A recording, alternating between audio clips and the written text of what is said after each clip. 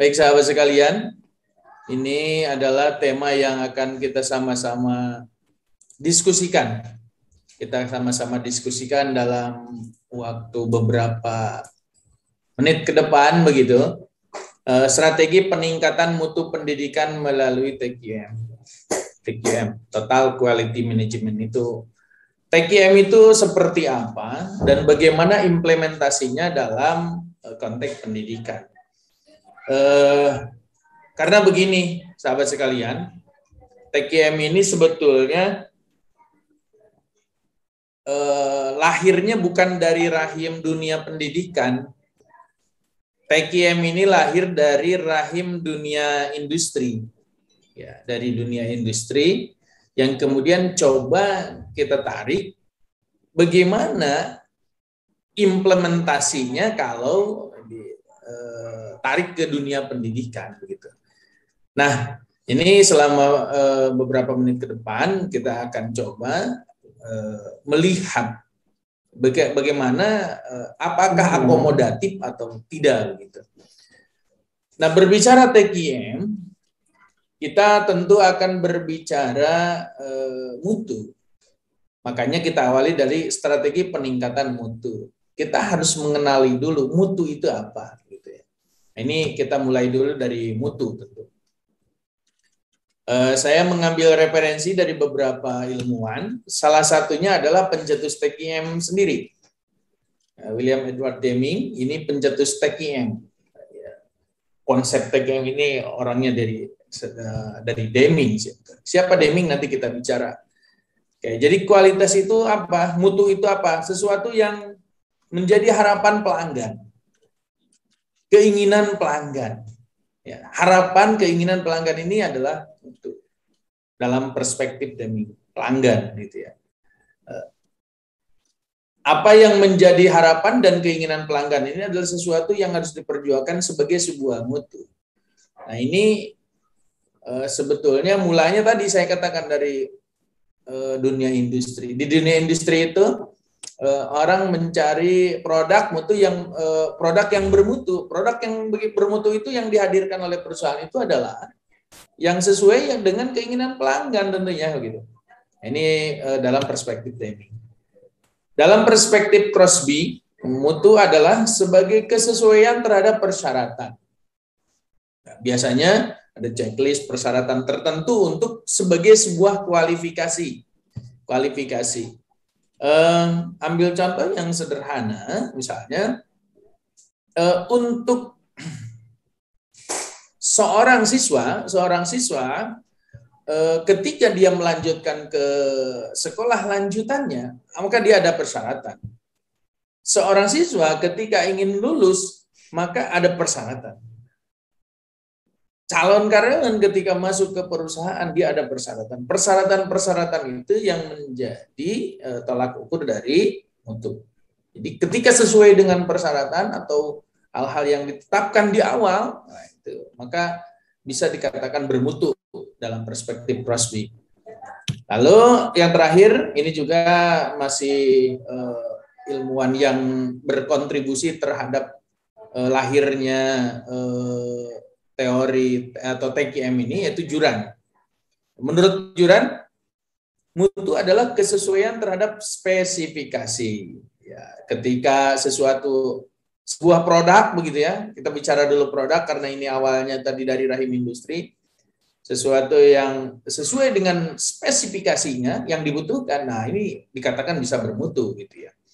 Nah, ini kurang lebih mutu itu seperti apa. Dalam hal ini paradigma berpikir tentang mutu, tentang quality ini kita masih bicara terkait dengan industri. Nah, terkait dengan industri. Jadi ketika bicara pelanggan, nah dalam konteks industri pelanggan pembeli gitu. Di dunia pendidikan itu siapa pelanggannya itu? Siapa pelanggannya itu tentu. Nah, salah satunya tentu adalah siswa atau mahasiswa atau orang tua tentunya yang memanfaatkan dunia pendidikan ini. Nah, bagaimana peningkatan mutu dalam pendidikan? Nah, saya mencoba menggalinya dalam strategi TQM ya untuk saat ini. Baik, terkait dengan kualitas, ini ada perkembangan manajemen kualitas. Pertama, dikenal dengan istilah quality control. Ya. Jadi untuk melihat kualitas itu, pada awal-awalnya itu dilihat bagaimana produk itu jadi dulu gitu. Nah, ini quality control. Prinsipnya ya, prinsip quality control itu produknya jadi dulu, baru diperiksa. Jika tidak sesuai standar, maka tidak jadi dipasarkan dan diteliti kelemahannya untuk perbaikan produk selanjutnya. Baik, kita misalnya bicara industri nih, nanti kita kaitkan dengan dunia pendidikan. Jadi produknya jadi dulu. Nah, bisa dibayangkan buat dulu produk, kemudian selesai ketika tidak sesuai, tidak bermutu lah bahasanya begitu, maka nggak dia dijual. Betapa banyak modal yang bisa keluar seperti ini nih ya. Nah, perkembangan selanjutnya untuk manajemen kualitas ini, manajemen mutu ini ya, muncul istilah quality assurance. Bedanya, kalau quality assurance ini adalah pencegahan kesalahan selama proses. Dari awal sampai akhir. Jika ada kesalahan, diusahakan langsung perbaikan. Nah, ini adalah prinsip zero defect. Prinsip zero defect. Nah, bedanya, kalau yang awal quality control itu, produknya jadi dulu. Tidak sesuai kualitas, maka tidak jadi dipasarkan dan dijadikan masukan ya, kelemahan-kelemahan perbaiki untuk menghasilkan produk yang baru. Sementara quality assurance itu pencegahannya kesalahan selama proses. Jadi selama proses kalau ada kesalahan langsung perbaiki sehingga berusaha menghindari dari kesalahan-kesalahan yang muncul gitu. Nah, pada akhirnya nanti akan muncul produk yang baik gitu. Jadi selama prosesnya didampingi terus. Nah, dalam konteks pendidikan mana yang lebih adaptif kira-kira ya? Quality control atau quality assurance? Apakah kita biarkan manajemen atau kualitas mutu pendidikan ini selesai, baru setelah anak itu selesai nanti dievaluasi ini salahnya ini. Atau selama proses itu ada ada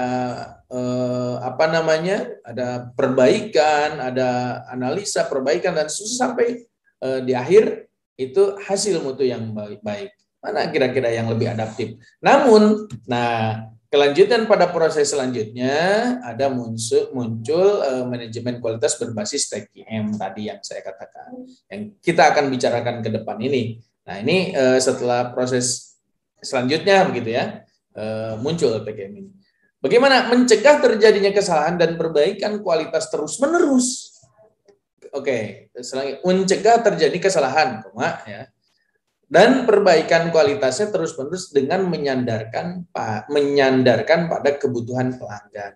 Jadi awalnya dianalisa dulu kebutuhan pelanggannya itu apa, keinginan orang tua, keinginan masyarakat ini terkait dengan dunia pendidikan itu apa ke depan.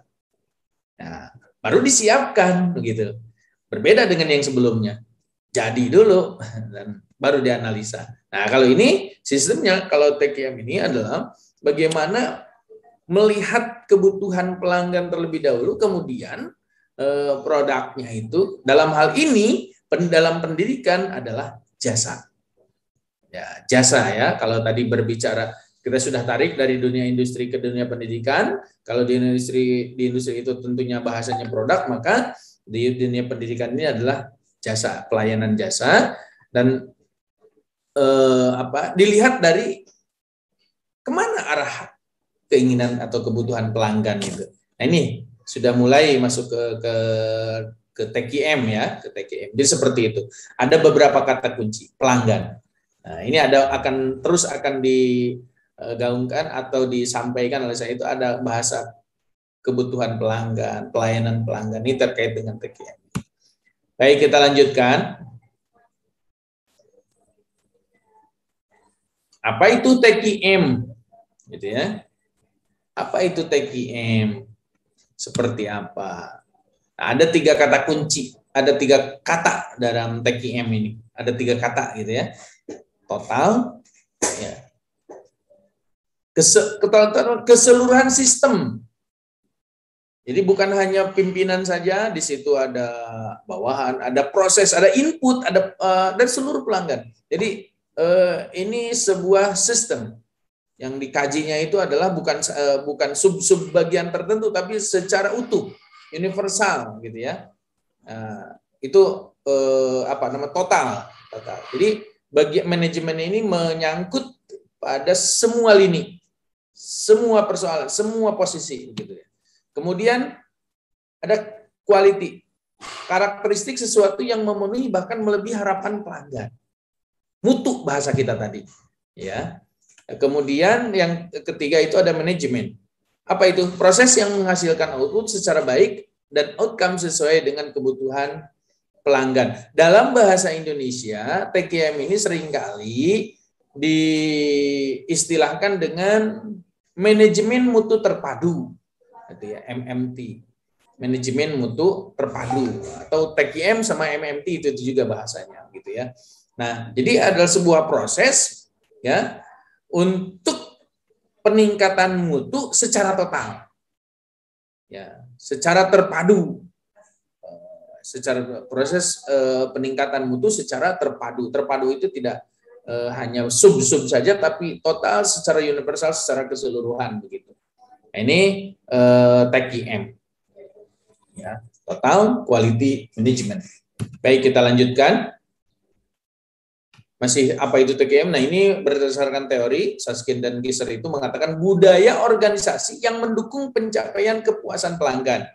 Lagi-lagi saya katakan kata kuncinya kepuasan pelanggan, ya, secara konstan atau terus menerus. Nah, ada 2 kata kunci lagi nih, ya.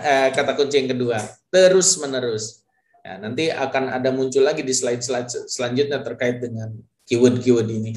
Kepuasan pelanggan, kemudian ada perbaikan terus menerus. Melalui sistem peralatan, teknik, dan pelatihan yang terintegrasi. Hal ini menyangkut perbaikan proses-proses organisasi yang kontinu, ya, guna menghasilkan produk dan jasa yang berkualitas tinggi. Sementara kalau Edward Salis, nah ini Edward Salis ini adalah tokoh TKM yang kemudian mengadopsi TKM ke dunia pendidikan. Sebuah filosofi mengenai perbaikan secara terus-menerus. Kata kuncinya ya, nah, muncul continuous improvement. Nah, yang dapat memberikan seperangkat alat praktis kepada setiap institusi dalam memenuhi kebutuhan, keinginan, dan harapan para pelanggannya di masa sekarang dan di masa yang akan datang. Ya. Oke, kita lanjut. Itu terkait dengan TKM dalam perspektif para ilmuwan ya, di beberapa referensi yang saya temukan tentunya.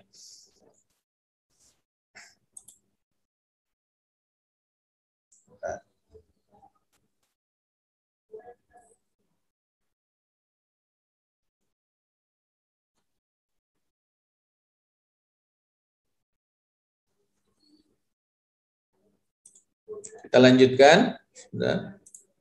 Ya. Nah, sebelum kita mendalami tentang TKM dalam perspektif pendidikan, ya, kita coba telaah dulu sejarah TKM. Sejarah TKM. Ini berkaitan dengan kondisi di Jepang setelah selesai Perang Dunia Kedua. Ya. Saat itu industri di Jepang hancur total. Nah, untuk bangkit dari kehancurannya, sekitar tahun 50-an, ya, Asosiasi Insinyur Jepang mengundang Edward Deming, Dr. William Edward Deming. Dia ini orang Amerika, ya, untuk melatih para insinyur Jepang dalam bidang manajemen untuk mencapai kualitas yang kemudian dikenal dengan teorinya TQM, Total Quality Management. Ya, bisa dibayangkan kondisi psikologis di Jepang saat itu. Ya, akan tetapi mereka tidak terpuruk dengan keadaan, mereka mencari solusi. Bahkan sampai menghadirkan ilmuwan dari luar, dari Amerika, yang terkenal dengan ilmu manajemennya, gitu ya. Yang kemudian lahirlah TKM. Nah, pada masa selanjutnya, konsep TKM Deming ini ternyata berhasil di Jepang itu. Berhasil di Jepang itu.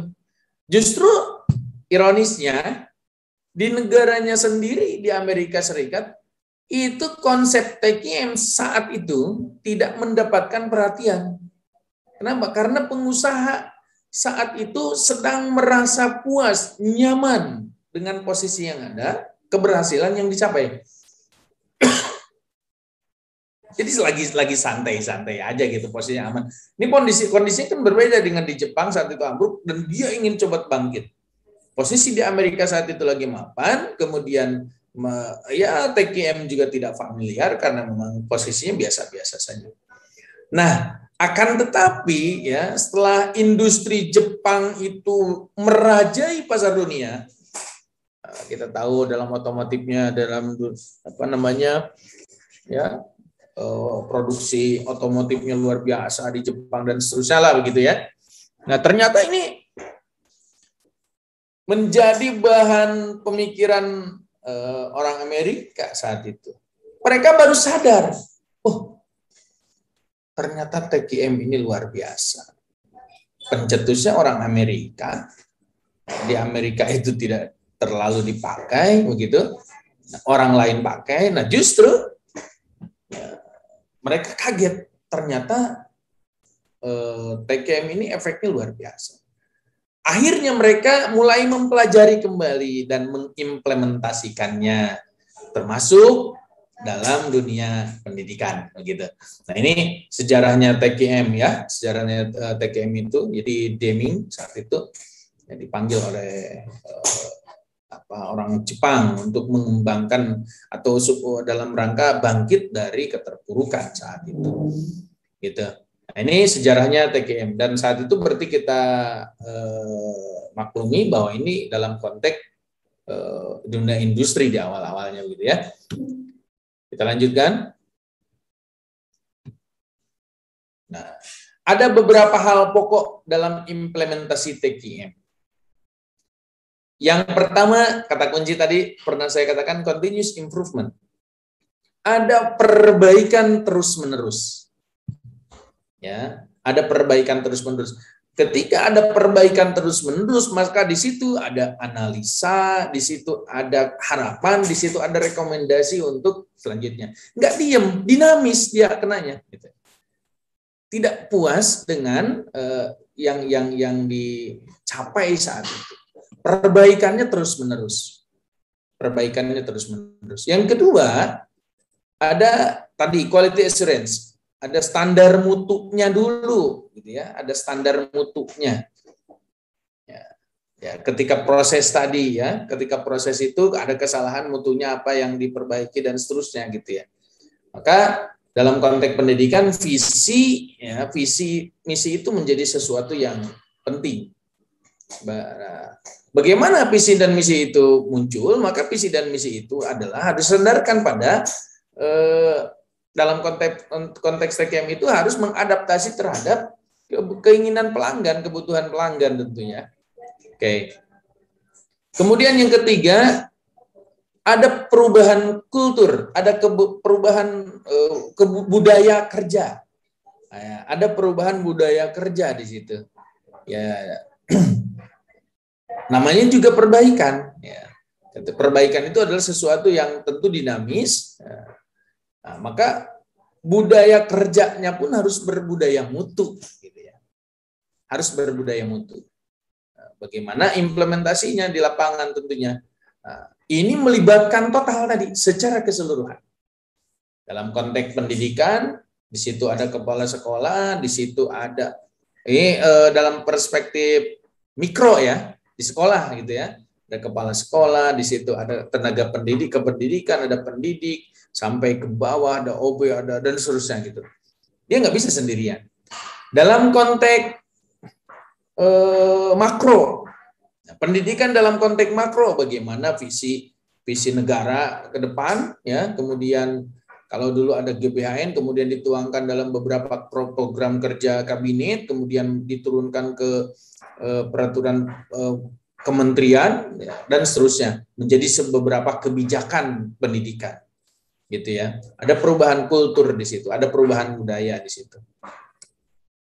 Nah, kemudian selanjutnya ada perubahan organisasi. Dari pengorganisasian secara tradisional, bagaimana membangun pembelajaran, pengorganisasian yang transformatif tentunya, yang sesuai dengan tadi kebutuhan pelanggan apa dirubah. Ya, perubahan organisasi itu menjadi sesuatu yang sangat penting di samping perubahan budaya tadi. Ada perubahan budaya, juga ada perubahan organisasi ke arah yang lebih baik tentunya.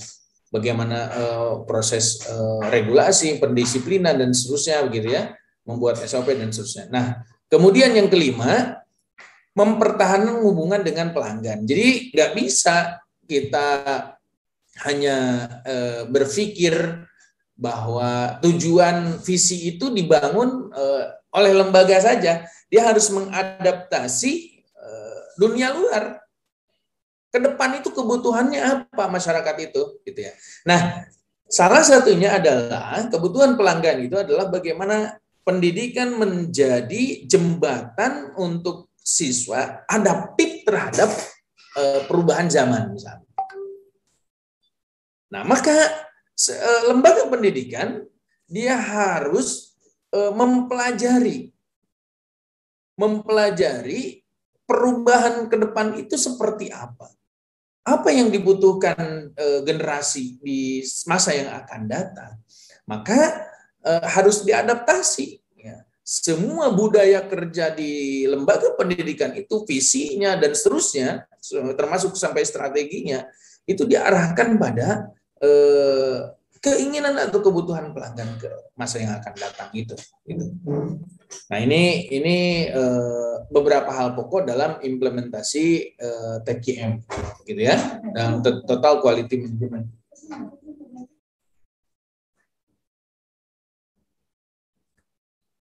Oke, kita lanjutkan.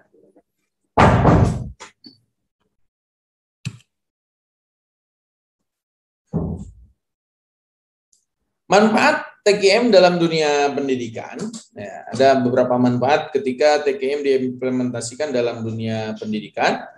Yang pertama, menggerakkan hal yang positif. Kenapa?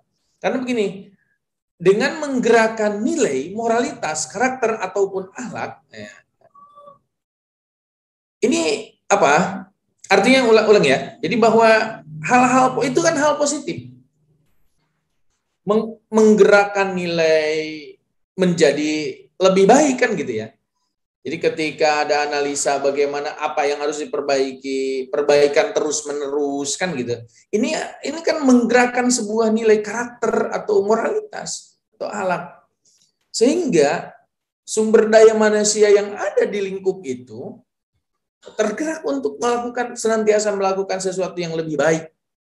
Nah, ini kan lahir dari keyakinan bahwa dalam mengimplementasikan TQM itu semua pihak harus bekerja secara maksimal dari awal sampai akhir dengan baik dan benar tentunya. Nah, ini kan ada gerakan kebaikan, ada gerakan positif, ada yang terjadi di sistem itu.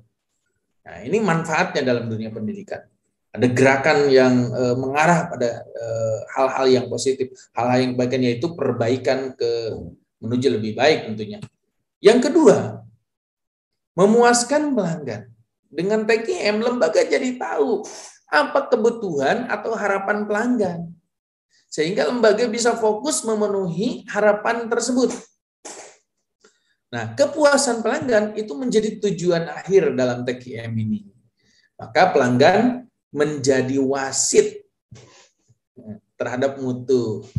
Ya, mutunya itu bukan pimpinan, wasitnya itu bukan pimpinan, bukan pengawas, bukan atasan, tapi pelanggan, gitu ya. Murid dan wali murid adalah pelanggannya, gitu ya. Pelanggannya. Jadi kepuasan dari murid dan wali murid itu adalah mutu itu sendiri gitu. Implementasi dari mutu itu adalah tadi wali murid atau murid itu puas dengan pelayanan dari lembaga pendidikan itu.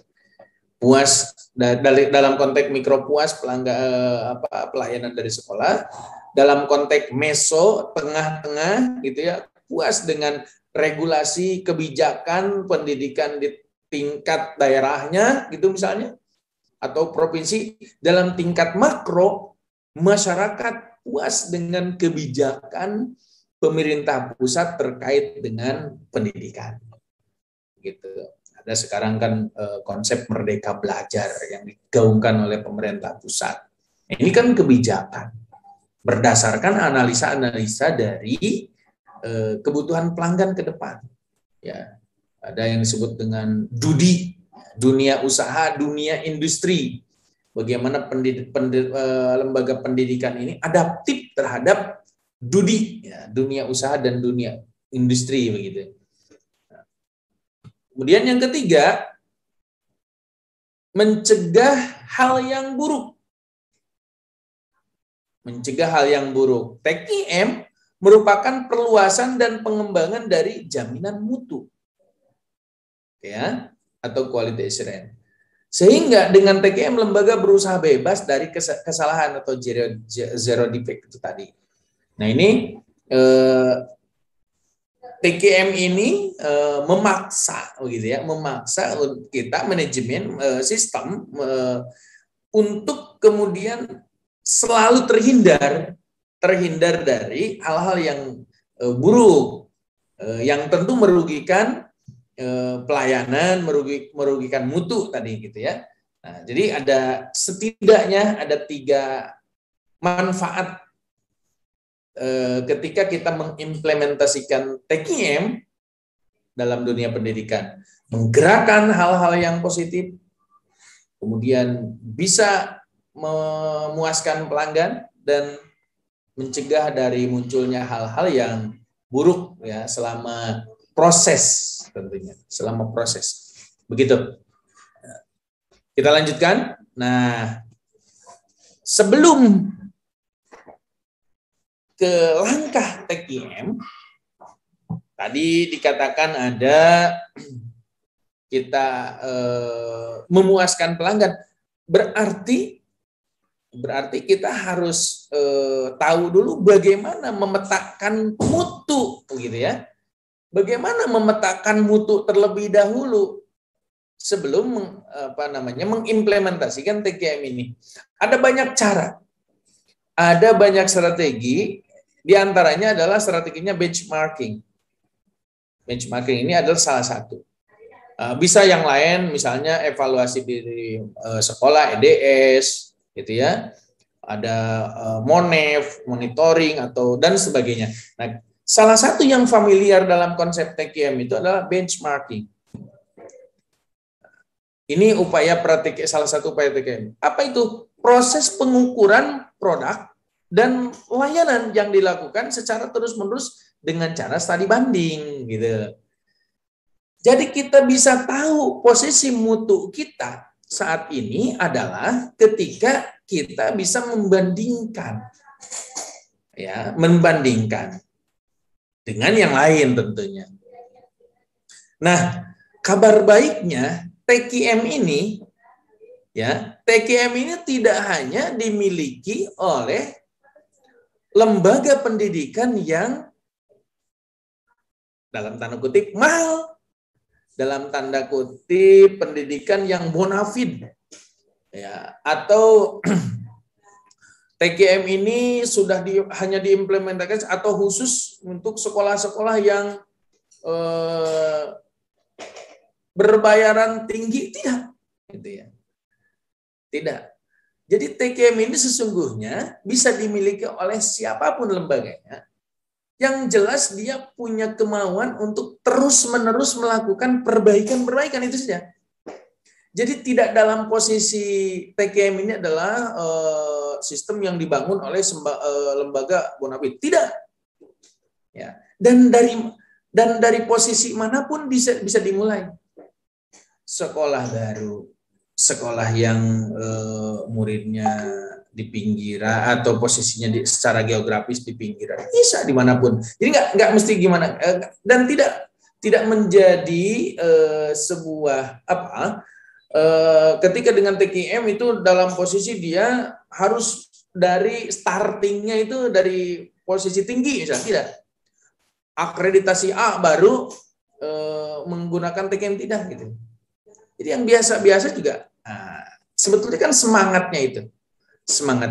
Nah, studi banding itu adalah sesuatu yang bisa dilakukan oleh siapapun dalam posisi dimanapun.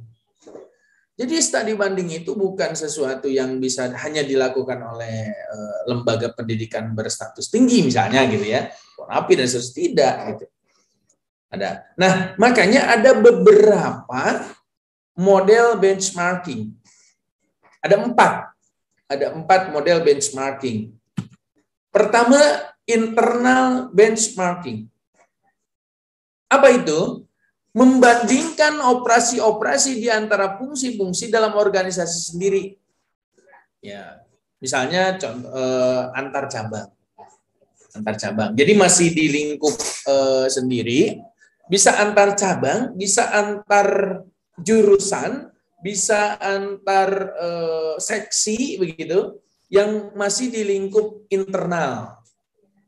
Saya melihat atau begini aja, misalnya salah satunya, kita mengenal dengan universitas terbuka misalnya, yang ada beberapa cabang di daerah tertentu. Cabang A bisa saja melihat di cabang B bagaimana dan seterusnya, kelebihan dan seterusnya. Nah, bagaimana di situ melihat melihat kelebihan kekurangannya, gitu. Analisis SWOT minimal lah gitu ya. Kelebihannya, kekurangan, tantangan, dan harapannya seperti apa. Sehingga apakah itu nanti bisa diaplikasikan di cabang kita atau tidak gitu ya. Atau dalam sebuah seksi, satu lembaga itu, di satu lembaga sekolah misalnya, di situ kan ada beberapa garapan, ada bidang kurikulumnya, ada bidang sarananya, ada bidang humas, dan seterusnya lah begitu ya. Ada tendik, ada pendidik, ada tenaga pendidikan. Nah, bagaimana kita saling bisa belajar memperbaiki diri ya dalam konteks antar seksi ya belajarnya gitu ya. Ini masih internal benchmarking. Ini bisa kita lakukan. Gitu ya. Ini kita bisa lakukan. Yang kedua, ada yang disebut dengan competitive benchmarking. Membandingkan dengan lembaga lain. Sekolah A ke sekolah B, ini sudah biasa gitu ya. SMK A ke SMK B dan seterusnya. Nah, ini dalam rangka mempelajari, dalam rangka meningkatkan tentunya mutunya. Perbaikan layanan, perbaikan kualitas ke depannya. Kemudian ada lagi functional benchmarking. Functional benchmarking ini adalah studi banding dalam fungsi atau bidang yang sama di lembaga yang berbeda jenis. Nah, ini agak menarik ini. Ya. Fungsinya sama gitu ya. Tapi lembaganya berbeda. Contohnya katakan sekolah, di sekolah itu kan ada bagian HRD-nya misalnya gitu ya, ada bagian HRD-nya. Nah, bagaimana ingin mempelajari manajemen terkait dengan HRD, tapi tidak ke sekolah. Dia melihat misalnya di HRD di bank atau di HRD-nya di perusahaan begitu ya. Nah, IT-nya, katakan gitu IT-nya. Sekarang kan sekolah juga berbasis IT terus di mana-mana gitu ya. Bagaimana? Nah, atau begini mungkin bisa juga bagaimana sekolah belajar ke Erlas dalam konteks PJJ, pendidikan jarak jauh gitu ya. Itu kan jenisnya berbeda gitu ya. Akan tetapi fungsinya sama dalam konteks PJJ-nya gitu ya. Nah, ini juga bisa kita lakukan sebagai salah satu bentuk benchmarking.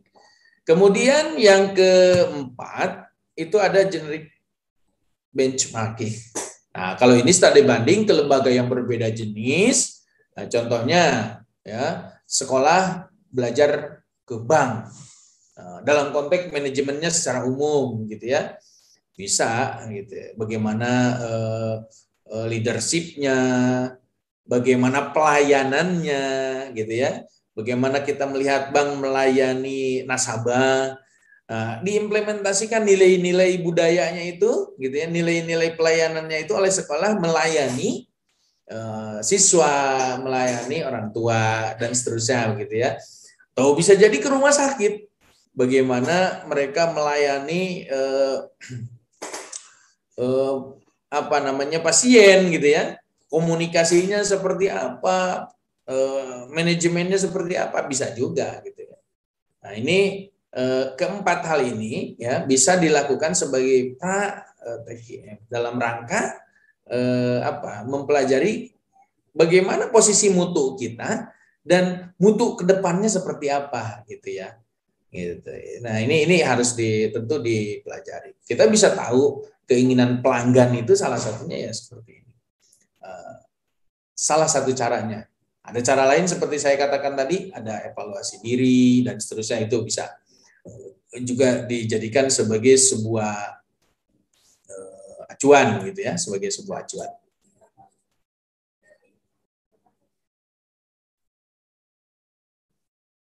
Oke, kita lanjut.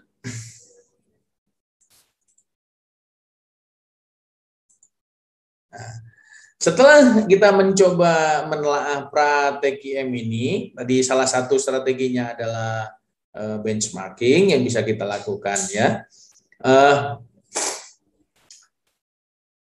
Kita akan menelaah beberapa langkah TKM. Nah, langkah TKM ini dikenal dengan trilogi kualitasnya Juran. Tadi Juran kita kutip ya. Definisinya tadi terkait dengan mutu gitu. Nah, langkah-langkah TKM ini ya. Pertama adalah quality planning. Bagaimana kualitas perencanaannya dulu. Perencanaannya seperti apa? Tadi kita sudah menelaah ya dengan strategi benchmarking tadi, kemudian dipetakan dalam sebuah mutu yang akan dituju, gitu ya, yang dicapai, gitu. Mutu yang, nah ini pertama mutu perencanaannya dulu harus baik. Mutu perencanaannya dulu harus baik, mutunya harus terencana. Nah, ini diimplementasikan dalam visi misi strategi, gitu ya. Konsep. Jadi kita ini mau ngapain? Nah, dalam konteks bernegara, pendidikan dalam konteks bernegara, ada tujuan pendidikan, dicantumkan dalam Undang-Undang Sistem Pendidikan Nasional misalnya. Nah, ini quality planning-nya.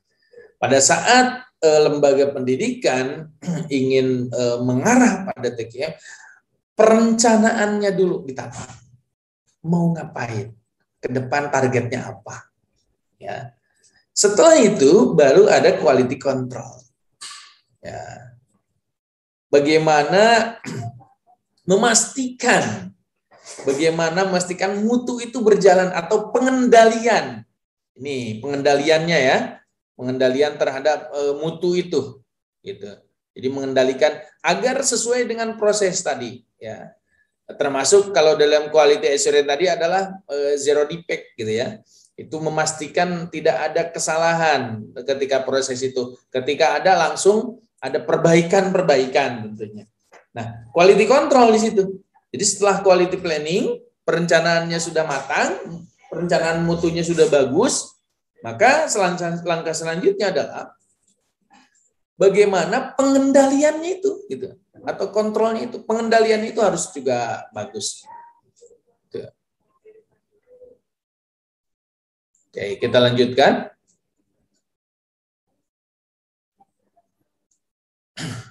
Setelah pengendalian baik bagus dengan sistem yang tertata tentunya, itu ada quality kontrol, gitu, bagaimana sistem kontrolnya, di situ sistem pengawasannya, gitu ya, perbaikannya seperti apa. Nah, langkah yang terakhir itu adalah quality improvement, perbaikan secara terus-menerus, perbaikan mutu secara terus-menerus. Ya, sederhananya begini, sederhananya begini. Nanti akan saya sampaikan siklus TQM di akhir gitu ya. Sederhananya begini. Pertama itu kita merencanakan dulu misi strategi yang akan dituju atau dicapai. Kemudian dilaksanakan prosedur pengendalian yang bagus, yang baik sesuai dengan sistem ada. Kemudian nanti ketika di akhir ada dua kemungkinan, tercapai atau tidak tercapai, gitu kan tujuannya. Ketika tidak tercapai, maka dia bikin rekomendasi baru, perencanaan baru untuk mencapai tujuan yang belum tercapai. Jika sudah tercapai pun sama, dia merekomendasikan perbaikan-perbaikan hal yang baru, yang kemudian merencanakan lagi mutu yang akan dituju selanjutnya. Kalau tadi sudah tercapai mutu pertama, maka step atau level yang kedua direncanakan lagi. Nah, maka TQM ini adalah bukan sesuatu yang statis. TQM ini adalah sesuatu yang dinamis, yang dia terus bergerak dengan keinginan pelanggan atau harapan masyarakat ke depannya.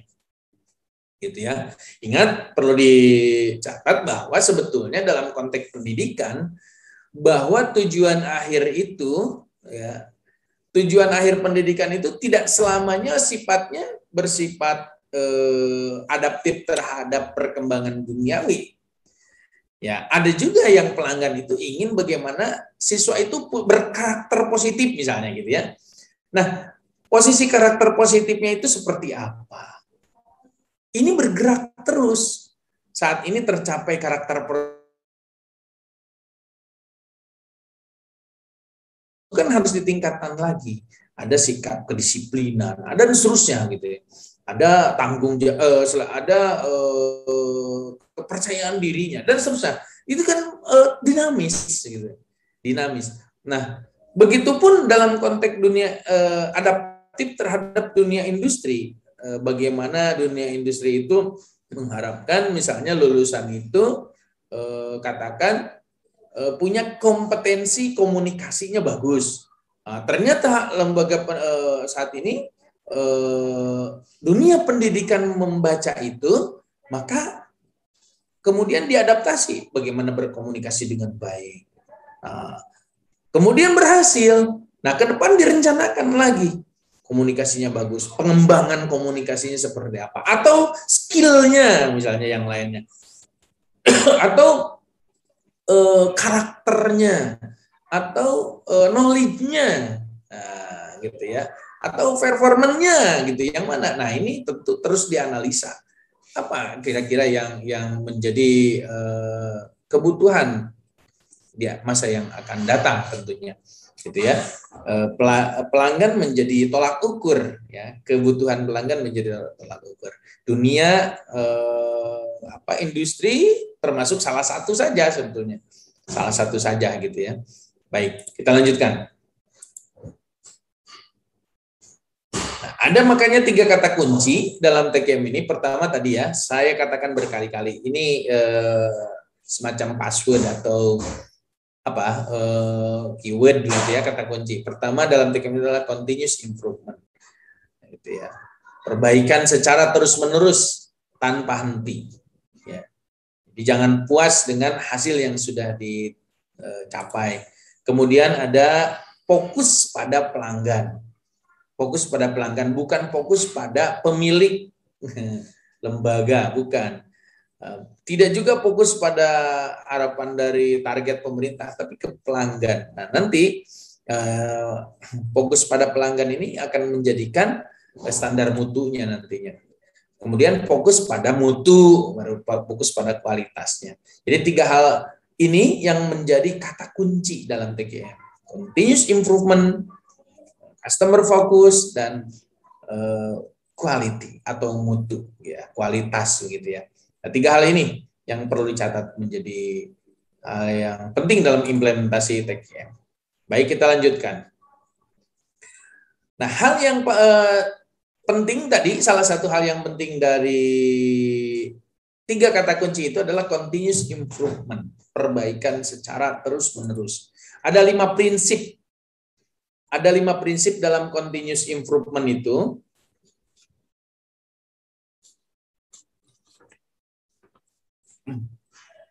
Pertama, konsistensi melakukan perbaikan secara berkelanjutan.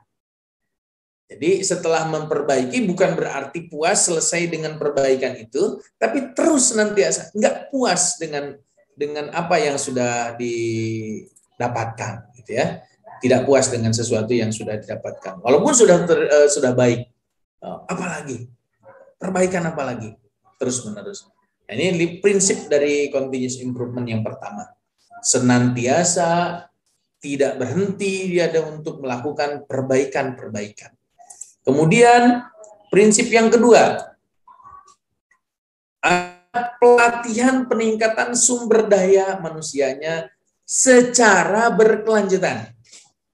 Nah, dalam konteks lembaga pendidikan, salah satu SDM itu adalah misalnya pendidik.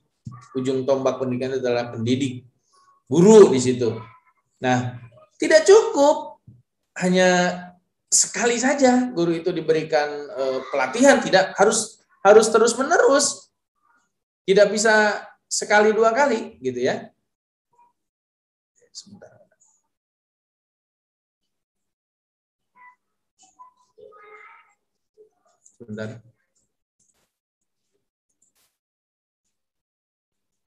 Ya. Sekolah yang berorientasi mutu, dia mengagendakan pelatihan itu secara terstruktur, masif, secara masif.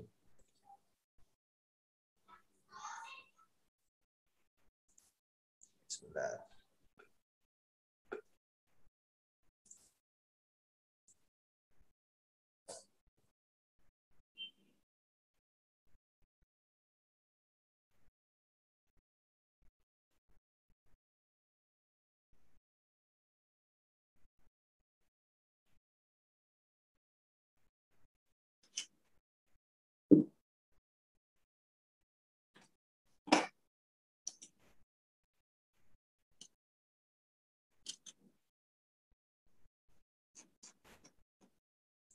Oke.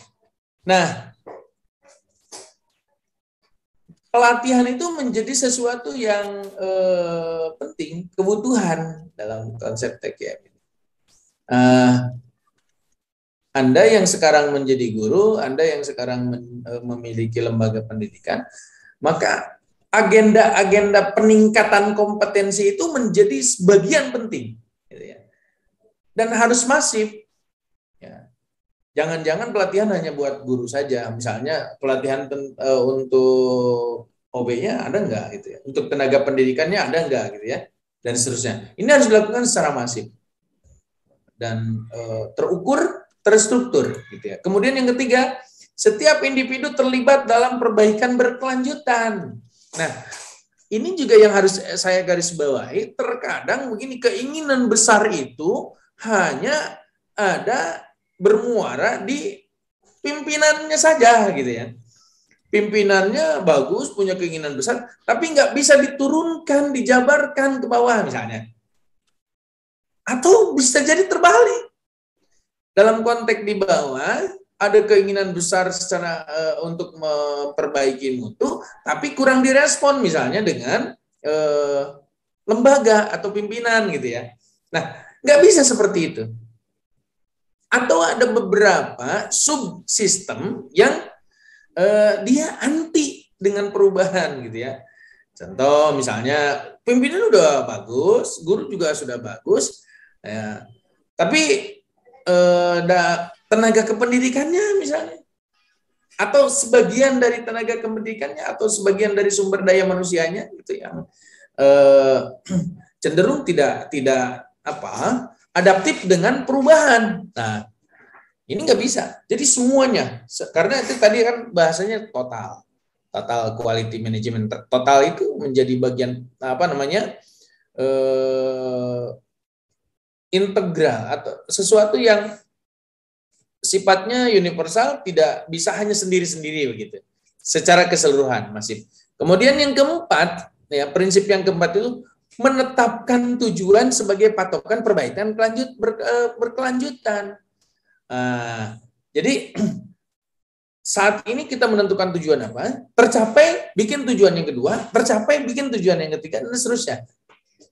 Itu TQM. Kemudian mengapresiasi proses perbaikan berkelanjutan. Jangan lupa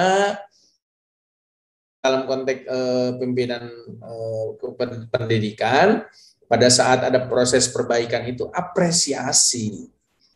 Bentuk apresiasi itu banyak, gitu ya. Apresiasi itu banyak. Ya, bagaimana kita menghargai. Pada prinsipnya, manusia itu semuanya ingin dihargai. Itu prinsipnya. Nah, proses menghargai ini sebetulnya sesuatu yang dinamis, tidak mesti dengan hadiah saja, atau tidak mesti dengan, ya bahkan bisa jadi tepukan tangan atau senyuman saja itu adalah bentuk apresiasi. Sapaan dan seterusnya kan banyak. Nah, makanya ini penting. Pentingnya pemimpin pendidikan untuk kemudian bisa atau pandai mengapresiasi terhadap proses perbaikan. Nah, continuous improvement atau perbaikan berkelanjutan merupakan prinsip yang paling utama dalam TQM. Tadi ada tiga ya, ada tiga hal di TQM itu. Ya, ada quality planning, ada quality control, ada quality improvement yang kemudian menjadi continuous improvement. Dan bahkan tiga kata kunci juga tadi ada continuous improvement, ada fokus customer, dan quality. Continuous improvement, perbaikan berkelanjutan terus-menerus ini bagian terpenting dari TQM. Ya. Bahkan menjadi tujuan utama atau permanen agar lembaga pendidikan tidak ditinggal oleh pelanggan. Saya kira ini juga TQM ini sudah dilakukan ini oleh Erlas. Saya melihat perbaikan terus-menerus. Luar biasa Pak Aji, saya salut dengan Pak Aji yang dia tidak pernah berhenti berinovasi gitu ya. Dan begitupun Pak Samuel, bagaimana terus memperbaiki kualitasnya. Ini kan salah satu bentuk implementasi TQM dalam memanage webinar misalnya gitu ya. Nah, kita tarik dalam konteks lembaga pendidikan juga seperti itu bisa kita lakukan. Jadi ada yang tadinya sifatnya tatap muka, kemudian tatap muka ada kendala dan seterusnya, siasatnya dengan webinar ada kendala dan seterusnya. Terus ada perbaikan seperti itu. Nah, saya kira ini adalah salah satu prinsip continuous improvement yang menjadi yang penting. Oke, kita lanjutkan. Di Jepang tadi ya, kita bermula dari Jepang, ada sebuah filosofi di TQM ini ya, yang adaptif dengan TQM maksud saya begitu. Jadi ini juga filosofi hidup sebetulnya. Filosofi hidupnya, selain filosofi TQM juga menjadi filosofi hidup. Yaitu filosofi dari TQM adalah continuous improvement. Nah, saya ingin sedikit bercerita.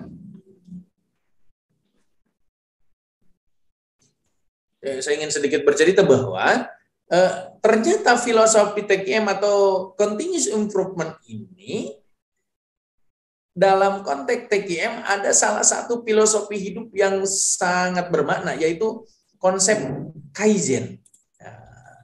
Konsep Kaizen ini ada di Jepang ini. Nah, ada 5 hal. Saya cerita dulu Kaizen. Kaizen itu apa sih? Kaizen itu filosofi hidup memperbaiki dari hal-hal yang kecil, hal-hal yang sederhana. Sekali lagi saya katakan ini adalah konsep hidup. Ini bisa diimplementasikan dalam diri kita juga. Kaizen ini. Jadi memperbaiki sesuatu dari hal-hal yang kecil, dari hal-hal yang sederhana begitu. Nah, ini Kaizen. Nah, ini juga salah satu diksi atau salah satu filosofi yang muncul dalam konsep TQM. Bagaimana dalam konteks lembaga pendidikan? Hal-hal yang kecil dalam dunia pendidikan itu, baik di lembaga pendidikan atau di tingkat pemegang kebijakan pendidikan dan seterusnya, itu tidak dimulai dari yang besar, dilihat dulu dari hal kecil. Ini Kaizen. Hal-hal teknis, hal-hal yang sederhana, perbaiki itu terus-menerus. Nah, ini sesuai dengan prinsipnya continuous improvement, gitu ya.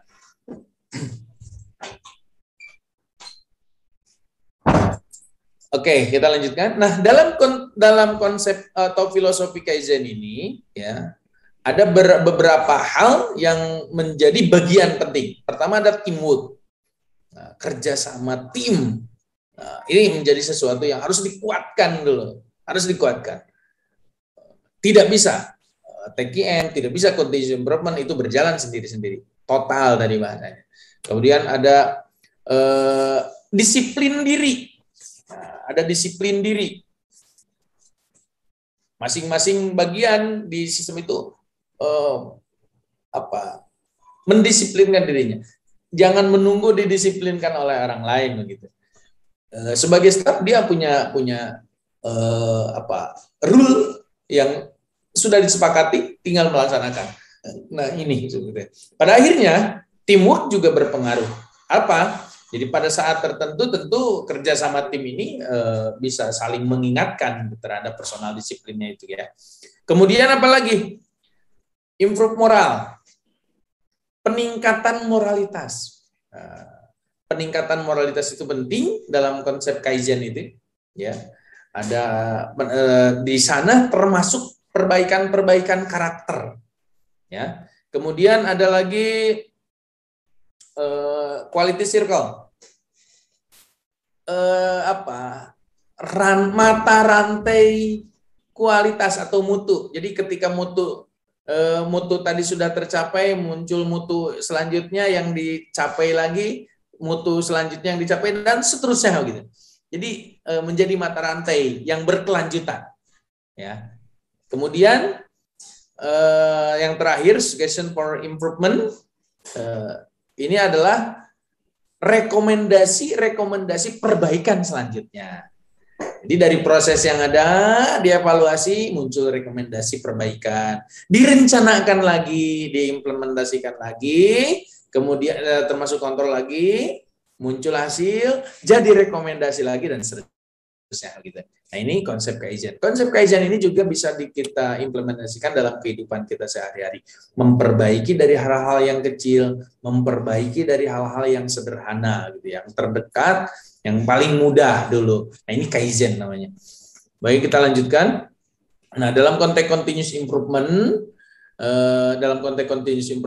kita beberapa hal yang kita bisa implementasikan ya dalam kehidupan di lembaga kita atau kehidupan kita. Pertama, hari ini harus lebih baik daripada kemarin, dan hari esok harus lebih baik daripada hari ini. Ini prinsip dalam continuous improvement, gitu ya. Kemudian tidak boleh ada satu hari pun yang lewat tanpa perbaikan atau peningkatan kualitas. Dia senantiasa melakukan perbaikan. Sudah baik, terus dibaikin lagi. Sudah baik, terus diperbaikin lagi. Apalagi yang belum baik. Jadi hari-harinya itu senantiasa tidak puas dengan tanpa perbaikan, tanpa peningkatan, gitu ya. Kemudian masalah yang timbul merupakan suatu kesempatan untuk melaksanakan perbaikan atau peningkatan kualitas. Jadi masalah itu bukan sesuatu yang dihindari, ya. Masalah itu adalah sesuatu yang dikelola. Ya, dalam konteks continuous improvement ini, ya, masalah itu sesuatu yang dikelola. Menjadi kesempatan untuk melakukan perbaikan, gitu ya, tidak diratapi, bahkan dihindari, gitu. Tidak. Jadi masalah itu masih ada hikmahnya, gitu, dalam rangka peningkatan atau perbaikan kualitas ke depannya. Kemudian menghargai adanya perbaikan dan peningkatan kualitas. Penghargaan itu penting, menghargai, apresiasi itu penting. Ya. Kalau ada yang berbuat baik atau kemudian memperbaiki kinerjanya dan seterusnya, maka di situ ada langkah yang harus dilakukan, yaitu ada apresiasi. Apresiasi itu bukan hanya milik atasan loh. Apresiasi itu tidak hanya milik atasan. Apresiasi itu milik kita bersama semuanya. Apa salahnya bawahan mengapresiasi atasan atau teman sebaya dan seterusnya, gitu ya. Saling mengapresiasi.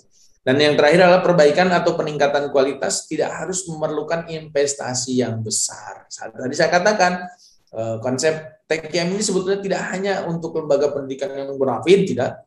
Yang baru berdiri dengan modal siswa sedikit saja sudah bisa melaksanakan TKM. Sudah bisa mengimplementasikan bagaimana perbaikan mutu secara terus-menerus. Baik. ada 3 dimensi aktualisasi prinsip continuous improvement di lembaga pendidikan. Pertama, apa yang kemudian terus diperbaiki itu? Melakukan diperbaiki secara kontinu itu. Continuous. Pertama adalah regulasi. Peraturan-peraturannya ya, terus dilakukan perbaikan-perbaikan. Di situ ada tata tertib, ya, di situ ada apalagi aturan-aturan, ya, aturan-aturan yang disepakati. Di situ ada surat keputusan, di situ peraturan-peraturan, regulasi, ya. Disesuaikan dengan pelanggan ke depan itu seperti apa, gitu ya. Yang harapan dari pelanggan itu seperti apa. Adaptasikan regulasi itu dengan harapan-harapan itu, gitu. Adaptasikan. Jadi kalau sudah tidak adaptif, sudah tidak cocok, sudah tidak sesuai, maka ada regulasi baru yang adaptif. Dalam konteks contoh, ya contoh saya ambil contoh, dalam konteks makro saya pakai. Dalam konteks makro, pergantian kurikulum itu tentu kan diadaptasi terhadap perkembangan zaman, gitu ya. Muncullah misalnya kurikulum 2013 ini dalam konteks makro, gitu ya. Nah, maka dilahirlah misalnya peraturan menteri terkait dengan implementasi kurikulum 2013. Saya ambil contoh dalam konteks makro. Katakan yang saya lihat misalnya di Kementerian Agama. Di tahun 2014 itu ada keputusan Menteri Agama nomor 165 tahun 2014 tentang implementasi kurikulum 2013. Nah, pada masa selanjutnya kemudian dunia pendidikan melihat kualitas pendidikan dalam konteks internasional, misalnya ada hal yang harus direvisi, ada hal yang harus diperbaiki. Dan dilihat misalnya indikatornya adalah PISA, rendahnya nilai PISA misalnya, gitu ya, di tingkat internasional. Nah, bagaimana diadaptasi kurikulum 2013 ini untuk mengadaptasi kebutuhan mutu di tingkat internasional misalnya? Maka dalam rangka mendongkrak PISA itu banyak yang dilakukan. Salah satunya misalnya dengan memperbaiki ya, proses pembelajaran dalam konteks meningkatkan meningkatkan ranah kognisi yang biasa misalnya berbasis LOTS atau pemikiran tingkat rendah, gitu, memahami, kemudian apalagi mengingat, gitu ya. Nah, ini kan kita katakan ini masih LOTS. Nah, ternyata dalam PISA itu mengadaptasi soal-soal yang berbasis HOTS misalnya, gitu ya. Ini fakta. Ternyata dalam PISA itu adalah mengadaptasi soal-soal yang berbasis high order thinking skill, menganalisis, mencipta, gitu ya, dan seterusnya. Nah, maka kemudian di tahun 2019 Kementerian Agama memunculkan revisi regulasi yang tadi saya katakan di awal 2014 tadi, KMA 165 menjadi direvisi di tahun 2019 KMA 183 tahun 2019. Apa? Kurikulum 2013 tapi mengadaptasi ya pembelajaran dengan ranah kognisi yang dinaikkan, yang tadinya memahami kemudian jadi menganalisis. Nah, supaya adaptif dengan nanti PISA ke depan misalnya, seperti itu kurang lebih. Nah, ini regulasi seperti ini perlu terus dianalisis sesuai dengan kebutuhan ke depan, termasuk di regulasi di tingkat mikro di lembaga pendidikan. Nah, salah satu contoh visi misi itu dituangkan dalam regulasi satuan pendidikan. Regulasi itu aturan. Sekolah menentukan visi dan misi. Setelah ditentukan, diketok palu, dibuatlah SK. Dibuatlah SK bahwa visi dan misi sekolah ini adalah ini. Saya contoh, visi misinya misalnya untuk saat ini adalah bagaimana membangun karakter mulia, misalnya gitu ya, garis besarnya. Nah, dituangkan dalam sebuah regulasi keputusan lembaga pendidikan bahwa sekolah akan menentukan tujuannya pendidikan ini yang dititik beratkannya itu adalah terkait dengan akhlak mulia. Nah, bagaimana dengan standar nasional pendidikan yang diberlakukan secara masif, secara keseluruhan? Itu mah standar. Kalau yang namanya standar harus dilakukan biasa. Jadi begini, bahwa TKM ini bukan melabrak standar nasional pendidikan, bukan. Bahwa TKM ini kemudian misalnya menjadikan sebuah tujuan di luar tujuan-tujuan dari negara SNP, bukan. Kalau itu sudah standar, dilakukan biasa. Nah, TKM kemudian memunculkan standar-standar yang menjadi kelebihan yang bisa diadaptasikan dengan kebutuhan pelanggan tentunya. Dan di apa namanya? Sejalan dengan 8 standar nasional tadi. Nah, contoh 8 standar sudah terbiasa. Kemudian sekolah ingin membreakdown terkait dengan karakter baik, dijadikanlah visi misi membangun karakter yang baik sampai tahun 2025 misalnya gitu, atau 2023. Nah, dievaluasi perjalanannya, regulasinya di aturan-aturan tentang bagaimana pembelajaran terkait apa yang adaptif terhadap visi itu dibikin aturannya. Guru supaya seperti ini karakternya, siswa karakter seperti ini, pembelajaran berbasis karakter seperti ini. Nah, ini regulasi ditata dengan baik. Gitu ya. Yang kedua, implementasinya. Apakah itu kurikulumnya, programnya, sarana prasarananya harus memunculkan SOP, Standard Operating Procedure. Jadi SOP itu dibentuk. Supaya apa? Supaya implementasinya itu sesuai dengan track. Harus ada SOP. Contoh SOP untuk pembelajaran, guru ngapain dulu, kemudian keluar. RPP itu kan sebagai salah satu SOP juga gitu ya. Nah, jadi banyak lah gitu ya. Standar-standarnya yang tentu harus disepakati dalam supaya implementasinya nggak keluar jalur. Yang ketiga pengendaliannya. Nah, dimensi aktualisasi prinsip continuous improvement di lembaga ini adalah yang ketiga itu adalah pengendalian. Identifikasi masa kelemahan-kelemahan. Ya, di dalam konteks pengendalian itu adalah kelemahannya di mana, perbaikannya seperti apa, solusinya seperti apa. Oh, ini kelemahannya di sini, perbaikannya apa, seperti apa, solusinya seperti apa, begitu. Nah, ini 3 dimensi aktualisasi prinsip CI atau continuous improvement di lembaga pendidikan. Oke, kita lanjutkan. Langkah aktualisasi prinsip CI. Ini saya ambil dari konsepnya Vincent Gaspers. Yang pertama, identifikasi masalah dalam konteks proses. Pembelajarannya apa nih yang kurang?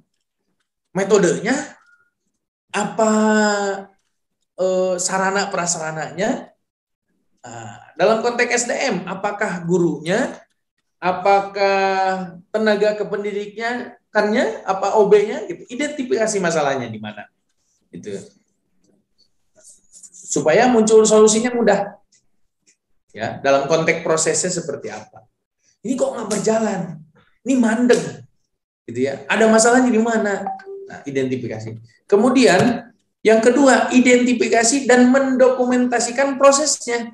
Ketika tadi ada masalah seperti apa, baru kemudian diidentifikasi juga, dokumentasikan. Oh, ternyata benar masalahnya di sini. Ini sebagai proses sinkronisasi antara asumsi masalah yang muncul dengan fakta nanti di lapangannya seperti apa. Itu maka perlu ada dokumentasi prosesnya gitu ya. Nah, kalau dalam dunia pendidikan itu di lembaga itu kan ada monitoring gitu kan ya, di situ ada proses dokumentasinya, ada supervisi juga di situ, ada proses dokumentasinya. Oh, ternyata kekurangannya itu adalah dalam metodologi pembelajaran. Bagaimana? Maka harus ada pelatihan tentang metodologi pembelajaran, gitu ya, misalnya seperti itu. Ternyata masalahnya itu dalam hal fasilitas, sumber media atau media pembelajarannya kurang. seperti apa muncul sausnya. Mengukur performansi. Jadi kinerja itu diukur, gitu ya. Diukur bagaimana keberjalanannya, bagaimana proses tata lakunya dan seterusnya, gitu ya. Baik dari pendidik maupun tenaga kependidikan, ini dalam konteks satuan pendidikan misalnya.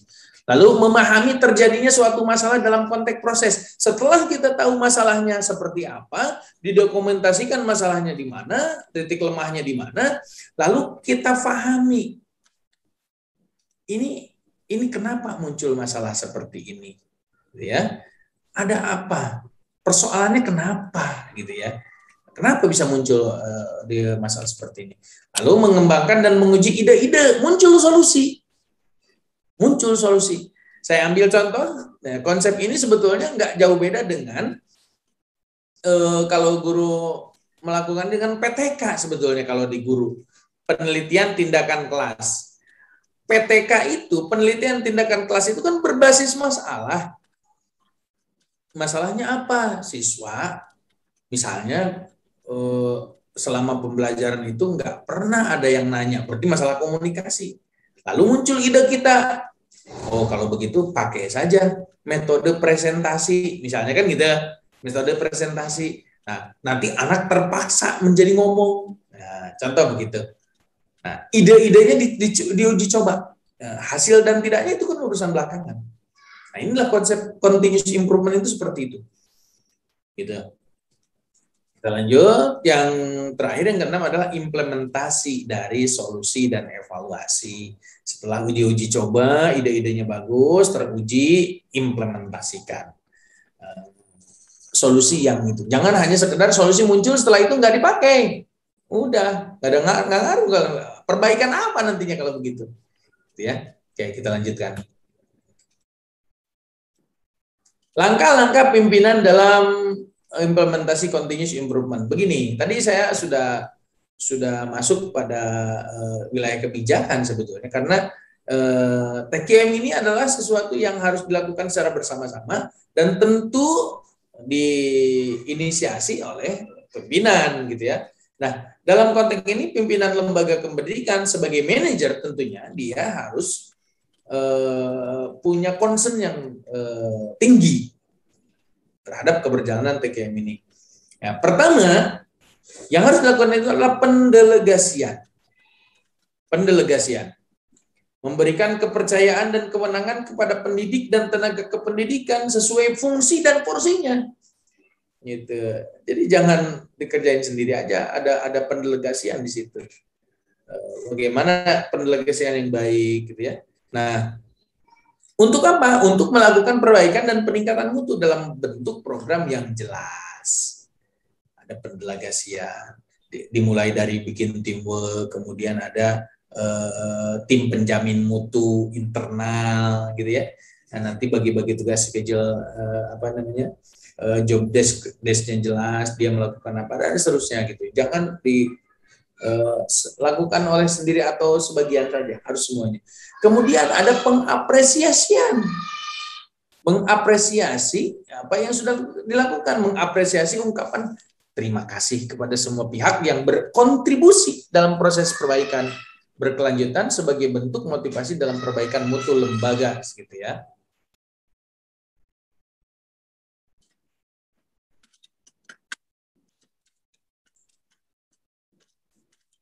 Masih lama, Pak San? Masih lama kok, Pak. Boleh sampai kan kita sampai jam 12. Apa mau langsung ke pertanyaan? Masih lama. Ini materi masih ada ya. Saya tuntaskan dulu ya. Siap. Masih banyak tenang. Baik. Kita lanjutkan.